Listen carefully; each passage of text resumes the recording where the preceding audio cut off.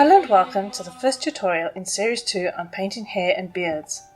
In this lesson, we'll be painting curly hair, typically seen on icons of angels and the likes of St. George, but also on Christ as an infant. Curly hair can be quite daunting for beginners, so we'll be keeping things very simple. At a later stage, we can do icons with more complex curly hair. It's very easy to lose the sense of rhythm when trying to get too complex too soon. So without any further ado, let's paint.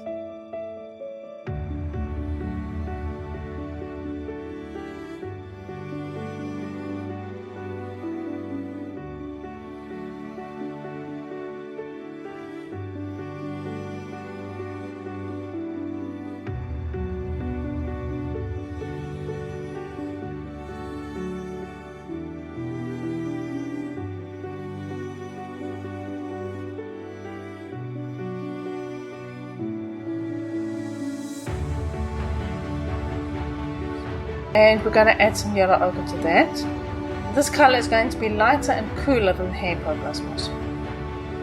Now we're going to build up the forms of the hair. I'm starting with some spiral curls at the front.